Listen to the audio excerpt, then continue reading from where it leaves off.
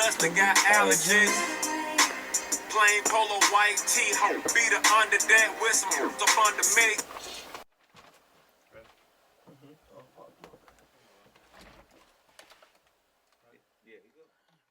How you doing, Sal? Hey, what's up, man? How you feeling? I'm pretty good, man. All right. Where you originally from? I'm from Brooklyn, New York. I'm from Fort Greene, Brooklyn, downtown Brooklyn. What's your nationality, man? I'm Nigerian. Yeah, that's what I heard. Yeah, man. people tell you that. Shout out to all my Africans out there. Green, white, green, West Africa. West Africa? Yes. Were you born there? Yeah, you could say that, but Okay. you know when I say it's like I came here before 1. So it's like all my stuff, you know, my parents was here already, and it just like they was there visiting. So it's like I just happened to be born there, but I'm a citizen of the United States. Got you. Where'd you go to school at? I went to school in Brooklyn, downtown Brooklyn, New York. I'm from Fort Greene, Brooklyn, but I'm not from the projects of Fort Greene. Like a lot of people think when you say Fort Greene, they think the project. I'm from the brownstone side, and when I say that, there's like a side where I grew up on the same block as Spike Lee. Mm-hmm. I'm trying to think who else grew up over there. Actually, Michael Jordan lived there too. As a kid, I used to see Michael Jordan a lot, and Most Def. Okay. Peace. Welcome to the Cypher. Black Dante, Black Thought, Eminem. We're in Brooklyn, I gotta do this for Brooklyn. Listen, real quick. Yo, for sinners, saints, and scramblers, and gamblers, and dirty money handlers. My neighborhood. So was Most Def and those type of people, was that your musical influences back then? Well, Most Def wasn't. Most Def was an actor at that time. Okay. So but he wasn't that popular. But Spike Lee was doing big movies, and he always did things for the community. So when I say that, Spike Lee always had like block parties for the community. So he would bring talent to the community. So like as a youth, I always seen like any given week, I've always seen, if not met, some type of star, actor, politician, or singer, or rapper, something, or athlete, because they always came to his crib. Like I think Spike Lee was always the type that if you acted in his movies, he also formed a relationship with you where you had to, well, not had to, but like you were his friend. So they would be in his, by his house or his steps, and I would walk by and I say, oh, that's the guy from Do the Right Thing, or that's Rosie Perez, all different things, like that. So I've always grown up seeing, different artists. What was your interest? What did you want to be at that time? I always wanted to be a DJ. From the beginning. When I first started, I used to do neighborhood parties, and some neighborhoods had like their community center, or like a basement or something. But in our community, we had a church, and the church was directly across the street from me. And they to keep the kids off the street, or just have them do something, we always maybe like once every 3 months threw a party. And my friend that lived in the same neighborhood as me, his father was a DJ, and he had turntables. So I used to go to his house and practice with him. We used to practice together and DJ, and he was always like the headliner type guy. Right. But I always was the one that took it seriously more and bought records. So he couldn't really do too much without me because I had the records, but he had the equipment. What year was this? Oh man, that's a good question. I can't really remember, but it was records. Okay, what were you guys spinning? What were the songs that you were spinning? What was some of the records? I remember my first record that I ever had was maybe Ed O.G. and the Bulldogs. I Gotta Have It. That was one of my first records, but like really starting to DJ probably was the Biggie era. So maybe 94, we would say 94. Has it been a rough road for you trying to become a successful? Sometimes people say that. I think when it's your time, it's your time. I tell like my interns now, sometimes don't rush things. Like some people want the spotlight on them so quick, and a lot of people think that where I'm at now, I should have been a long time ago. But I think it's good. Now I'm happy where I'm at because I have the #1 show now, for almost 2 years in my time slot, and maybe if I was here 5-6 years ago, you know, it probably would have been a little bit harder because competition would be a lot stronger than they are now. So Who's some of y'all people in your time slot right now? That you well, as I'm battling the whole New York, New Jersey, Connecticut area. So I'm battling Spanish stations, I'm battling rhythmic stations, I'm battling other hip hop stations. So that, you know, I'm battling everyone. So I will be, even though Z100 is underneath our umbrella, I'm battling Z100, I'm battling KTU, Hot 97, La Mega. You know, I'm battling everyone. So it's not like, you know, it's just one particular, you know, one particular station or one particular person. Like, I'm battling the whole cluster. what are some of the hard things that you've had to overcome while trying to be a DJ? Like, in the beginning, were you getting paid? Well, just one thing, being a DJ that's hard, is learning your craft. So when I say that, learning your craft, like sometimes you got to learn equipment. After learning equipment, you got to learn what record will work here, what record will work there. Some older DJs are not too keen on helping people out. I've never been that type of person, but being around older people, I see why some people don't, because sometimes I feel like they may feel like they get burnt by helping people out. Like, they'll help somebody out, then they'll go on and do something and then leave leave the person who originally helped them out, you know, back where they was, and not, you know, help them like someone help the first person, like the first person helped them. The person who showed me the ropes, I would say, was DJ Goldfinger. At a point in time, I was down with a crew called X Factor, and Goldfinger was my mentor. I used to follow behind Goldie with all the parties and different things he did. Somewhat, I wouldn't say he taught me, but he allowed me to hang around him, and I learned by watching him. So I would Goldfinger definitely. I don't speak to him now. I would love, you know, I would reach out, but our relationship ain't the same. Was that because of your growth? That's a good question. I hope he's reading this, and so he could, you know, let me know. When I first got here on Power 105, the first thing I did was reach out to him and try to get him a slot. I got him we have Mixmaster Weekends. I got him on Mixmaster Weekends. You know, I try to return the favor of showing me the ropes of being a DJ. But I just, relationship ain't the same, and I would love it, you know, to be way better than it is, but it's just not. Right. How did you feel when you got that call from 105.1 telling you? When I first got the phone call, like, about time, you know what I mean? But at the time, Power 105 wasn't the Yankees of New York City, you know, and, you know, a lot of people was like, yo, why you going there? You know, and I've always liked to, you know, start something from scratch and build it up.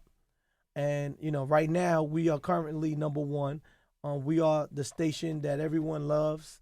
You know, it's not because I'm here, it's fact, you know, number-wise or, you know, street-wise or whatever, you know. So I'm happy that I made that choice to come here. Okay. On the streets, a lot of people say that the people that really pushed you forward was BMF when they let you. I don't think BMF pushed me forward. BMF was a small chapter in my DJ career. To be honest with you, I was around with the BMF era. I met Young Jeezy at an early time, Blue Da Vinci, and Meech.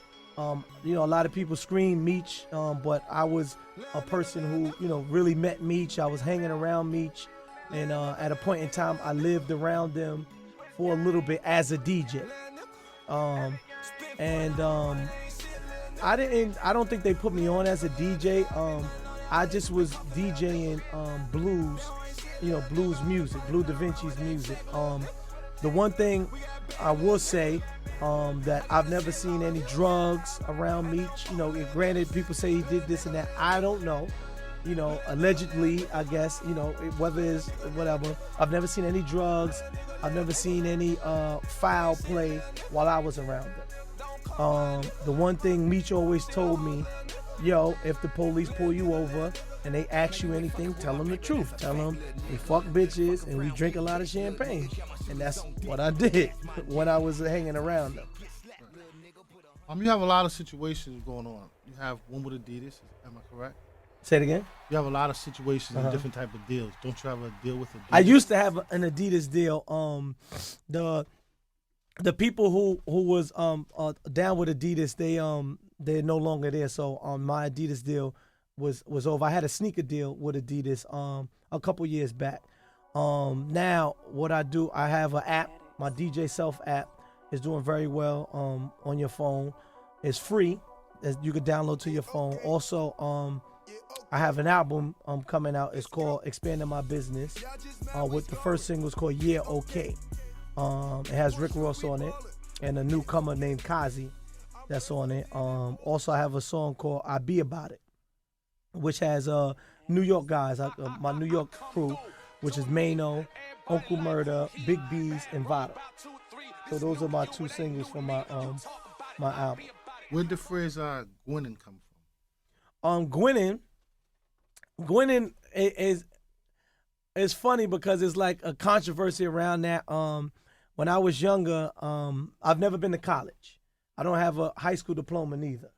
I wouldn't encourage people not to have it, but you know, in the same sentence, I feel like you could still win without it, because you know a lot of people who have college degrees and you know went to school, they worked for me, you know. So I wouldn't say that it's good or bad, but so now a friend of mine was the only guy out of our crew that went to college. He went to college in Baltimore, and when we came to Baltimore to like a couple of his homecomings, you know, your friends, yo, my school is hot, you know, then you go down to their school. He kept saying this word Gwinning, yo, Gwinning. And I just figured he got it from out there. But every time I ask somebody now from Baltimore, they never heard of the word neither. So it was just a word that we used to use within our crew, Gwinning. And then one day I figured a lot of people in society don't like to support. So they rather support something, they rather support like a movement than you. So same thing, let's say like BMF, if you hear more about BMF than you hear about Blue, but Blue was the rapper, you know, Blue was the artist, but you don't hear Blue, you hear BMF. So the same thing with me, like I would make DJ Self shirts, but people would probably wear them once and then that's it. So I had to figure out a way to promote something that's promoting me. So I said, all right, I'll use Gwinning. Gwinning is me, that's our crew. And everybody feel comfortable. Even if it was someone in my crew, he may not want to wear a DJ Self shirt, which is cool, you know, but sometimes, you know, they want to be, you know, something that represents them too. So I just started, you know, making shirts that say Gwinning, then everybody just started saying Gwinning. Right there. What are your top 5 songs right now? Well, my top, I don't have top 5 songs right now, but my top 5 songs of all time, number 1 would always be Back That Ass Up by Juvenile. I love Plies. Plies is one of my favorite rappers. Plies have a song called One More Time, which is one of my favorite joints. Waka Flocka is another favorite artist of mine. Hard in the Paint, I love that record. Obviously, I like Yeah Okay. That's my own song. You know, I cooked it up. So I feel like, you know, obviously if you make something for yourself, you like it. And if I had to round out a 5th one, I go back to the old school and One Love by Houdini. You know. How do you feel about the state of hip hop right now? Older people feel like hip hop is whack now, and I just feel like people don't evolve. They want it to be how it used to be, and I'm happy of where I grew up at, because my mother used to argue about the songs that I used to listen to, you know, and that's not real music, different things, or y'all taking the same old thing, you know. One day I was doing I think the Harlem Shake or something, and she said, oh, that ain't nothing but the shimmy. We used to do that back in the days, the shimmy. So I was like, oh, you know, but I feel like older people would say hip hop is whack now, but the younger people, people making hip hop for younger people, if a 15-year-old is making songs for 15 to 18, a 36-year-old would make it for 30 to 40. You understand? So maybe a 30-year-old wouldn't understand the mind of a 15 in present time. Granted, people were 30 was 15, but it's a little bit different because times change, especially with internet and different things. So it's like when I was first DJing, I had to go to Atlanta to find out what was hot in Atlanta. Whereas now I can go to my living room or my bedroom and find out what's hot in Atlanta. Whatever happened to your artist Ox? Ox right now is currently Ox is currently in the box. He's incarcerated now for something that he allegedly did. Exactly what he did, I don't know. But I spoke to him one time, and he's fighting his case, and hopefully he'll be out within a year. On the Be About It record, what jail was that, and how were you? And I Be About It, we filmed in a jail facility in Long Island, and there was a lot of heat behind it that was on the news. It was more on Uncle Murder.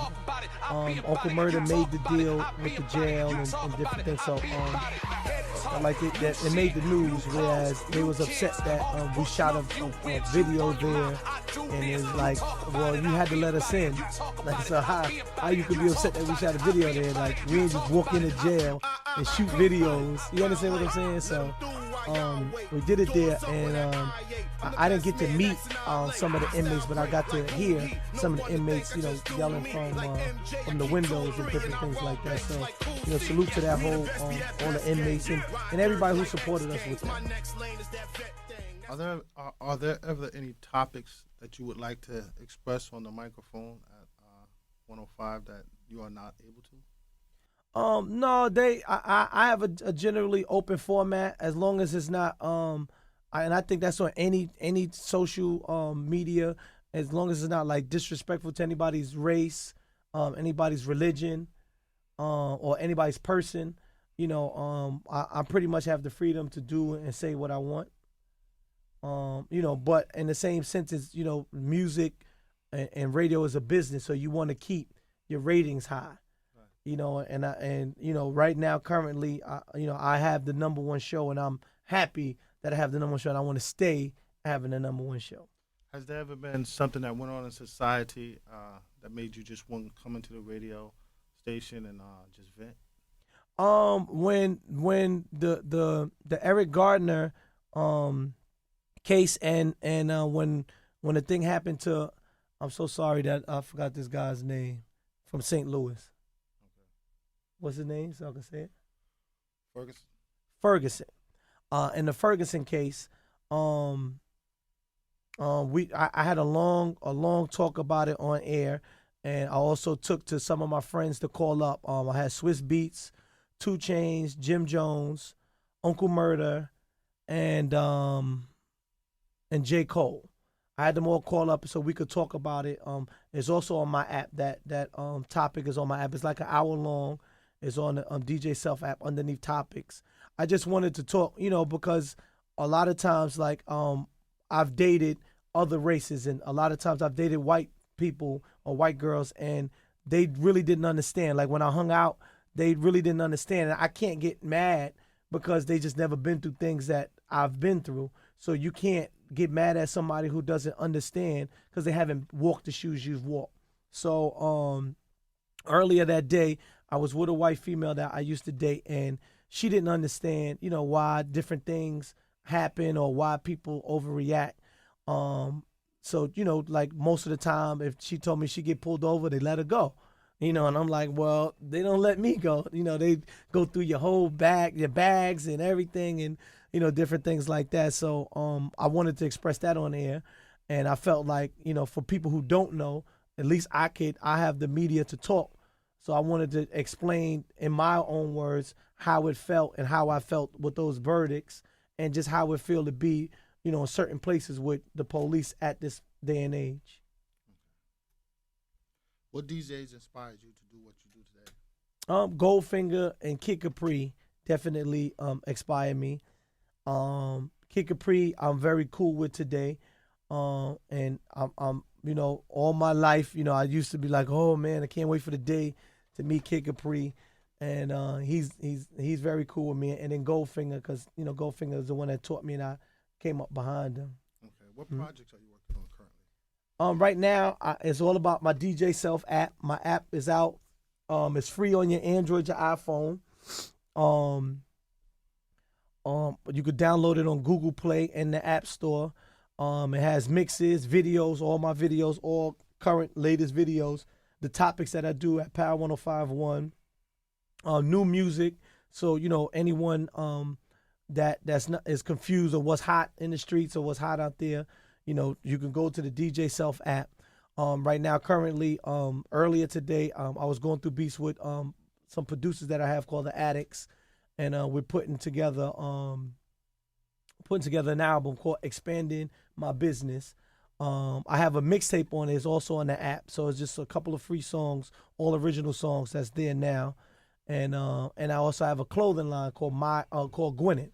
And the website is mygwinning.com. So I'm just the type of person that, I'm trying to make as much money as I can. How do you make money off the app?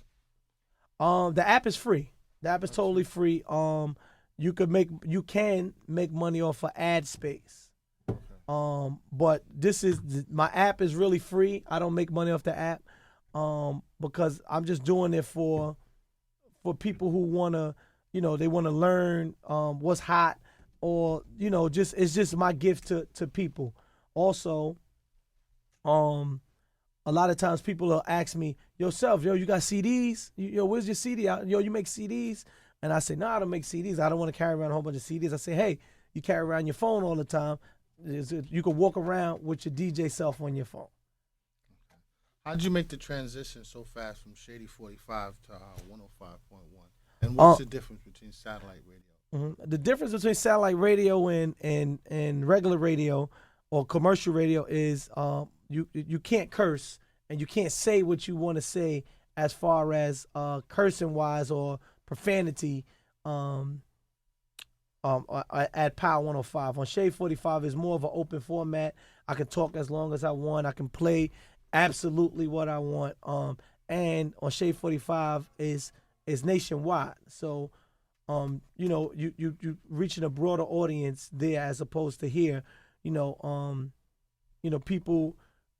People on Power 105.1 get it quicker than they would on Shade 45. I can say something here and then walk out of the street, and then somebody would be like, oh, I heard what you did 10 minutes ago.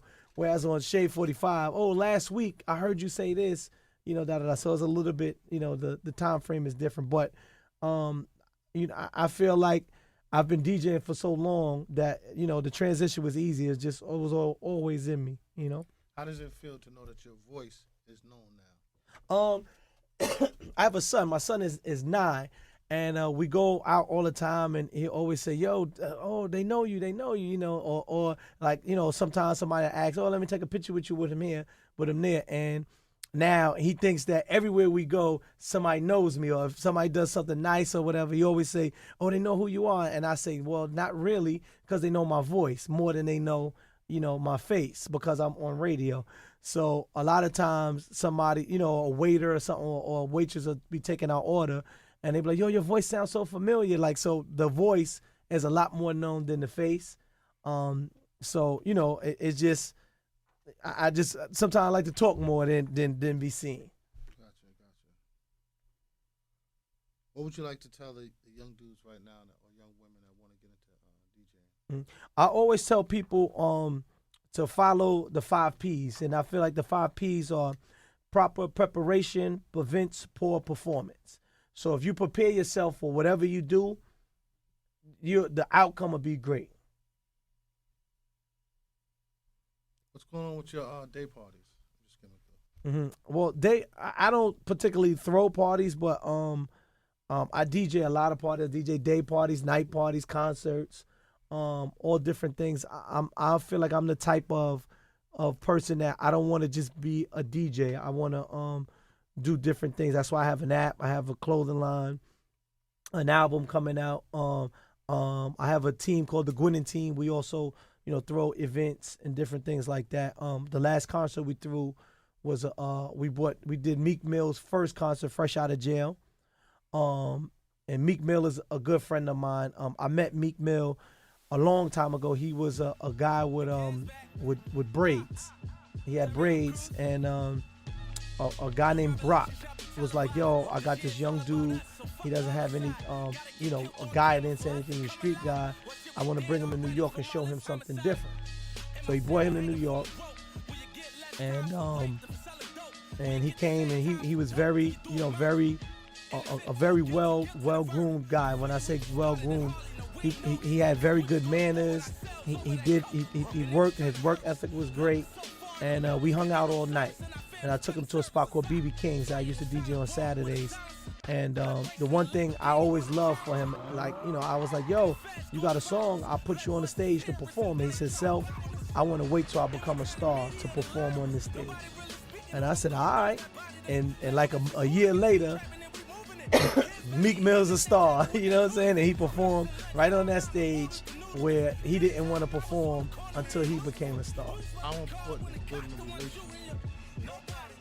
Building a relationship is very important, and sometimes it's good to rock out with people from the bottom, because even in the Meek Mill story, like, I could have been a jerk and was like, "Yo, you never fuck about no Meek Mill," or what, and Meek Mill wasn't who he is now. He was, this was a guy that drove all the way from Philly just to come meet me for an hour. You understand what I'm saying? So, it was very important for me to build that relationship with him. I have same thing with 2 Chainz. 2 Chainz wasn't that popular of a guy, and I met him on the corner of Brooklyn. Actually, he was just standing on the corner, and my man was like, "Yo, 2 Chainz, he rap." And I was like, "Yo, you know what?" Well, his name was Titty Boy at the time. And I was like, "You know what? Let me kick it with him or whatever." And I exchanged numbers with him. We always remained friends. And then he was doing a couple mixtapes, and then he had a song called Boo.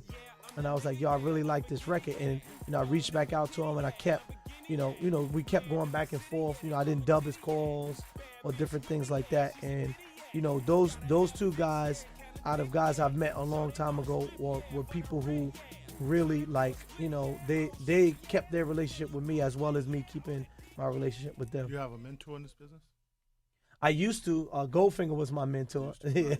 Now I kind of mentor people now. Okay. Would you like to give me shout outs in the closing? Well, shout out to you, Ant. I know of Ant for a long time. We Cancun bound. Get it Gwinning. I just want to salute everybody who listens to me on Power 105.1 and Shade 45, and shout out to the Gwinning team. Shout out to the Union, and make sure you download that DJ Self app to your Android, your iPhone. It's free. I appreciate it, man. Appreciate it, Sal. All right. For pictures, we can go. Yeah. Site.